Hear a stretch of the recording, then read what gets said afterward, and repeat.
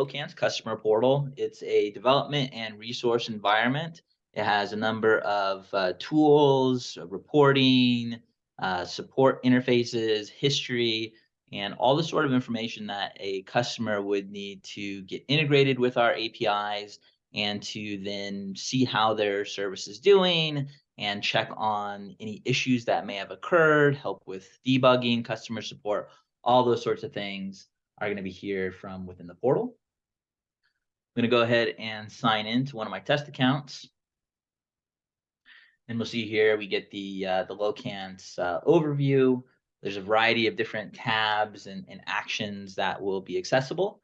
We have on the overview page, there's our getting started, kind of goes over some high level details about how you should use the service, testing with the API tool, a couple little notes on the process flow. You're going to be learning how to use the service. You're going to be developing on your end, integrating with our APIs, testing, launching the service, etc.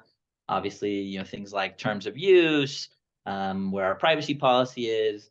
You can click on links to news, go to our Locance blog. There's sorts of things that they can read about, learn about what other customers are doing.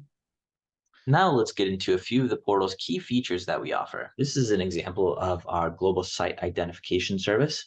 It's mainly used for M2M and IoT devices that can report cell site identifiers or MAC address information. It can potentially also be used for mobile devices that have applications running on them that are able to detect those sorts of things, like the MAC address of the wireless access point the device is connected to, or that it can scan for nearby. If I go ahead now and enter a MAC address, this is for a wireless access point located in a computer technology museum in Palo Alto, California. If I go ahead and click the locate button, this is going to generate an API call to our backend servers. You can see here in this URL example, this is the actual API call that gets sent to us, and certain values in this request would be variable, like the MAC address at the access point, or if you're using cell tower identifiers, it would be things like the cell ID, tracking area code, mobile country codes, network codes, that sort of thing. Now, if I scroll down here in the tool, you're going to see a map view of the location that was obtained for those particular coordinates. If I zoom out here in the map, you can see I'm located up here near the northern part of California. And if I zoom back in, you see here it's the location of the MAC address. And if we go down to the output code here at the bottom, this is the actual API response that would be returned for this sort of query. You're going to see status code, status messages, identifying success or error conditions, and then the actual location information is going to give you a latitude and longitude, as well as an accuracy value. And this accuracy value here is the radius of this circle here in meters. So it gives you a good indication of how accurate the location fix is, and that the user is expected to be connected to the access point and then somewhere within that circle. Similarly, for cell tower-based identifiers, you'd likely have a larger circle, and the user would be connected to that particular tower. You'd be somewhere within the range of that tower. So again, somewhere within the circle. We can also take the location information, that latitude, longitude, and reverse geocode it. This is an optional parameter called civic address, and it will return the street information, city, county, state, zip code level information, and the more accurate the underlying location data is, the more accurate this will be. So if your street address is not dead on, city, county, state, zip is still often correct, even when you have a coarser location determination. Another location option we have available is IP address based. So if you have an IP address, such as the IP here for Google, you can go in and you can locate it and get a result that gives you a coarse determination of the general area where the IP address is located. Now, there's some optional parameters here. You can turn on and off to see map views, to see additional data points, etc. I'm going to toggle a few of those here and trigger the locate button. And you look again, here is the API call that's going to the Locance backend. So you get a location on the map, If I zoom out here, you'll see it's a much coarser determination than the wireless access point location that we had through our global site ID service. But it is useful in many cases. It's going to give you things like your high-level latitude, longitude, and accuracy value. It's going to give you anonymizer status. So are they using an anonymizer through this internet connection? Is it associated with a proxy? Who's the organization? So you can see it's it's an internet publishing broadcasting service. It's Google as the organization. Routing type. So is this a proxy? Is this a fixed IP? Is this a satellite connection? All that information can be helpful to determine whether or not the location information can be more or less accurate. And you're going to get things like the country information. You're going to get the state information. You get the city information. And then you also have things like a confidence factor to tell you how good is this location fix? What sort of confidence do we have in the final result? Another location option we have is browser-based location. It's based on HTML5 data that can be transmitted from a web page, and it runs location smart JavaScript on the page in order to trigger a location event, locate a user based on the location capabilities of their device. So it could be a cell phone, could be a computer, whatever they happen to be connected to the web page on.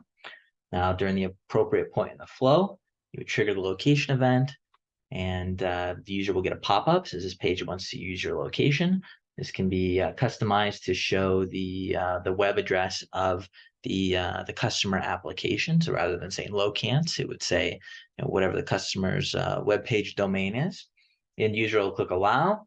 They can also click a checkbox to remember the decision, so they don't have to do that again the next time they want to be located. See here in the output code, location request was successful. You can come in now then and retrieve it via the API.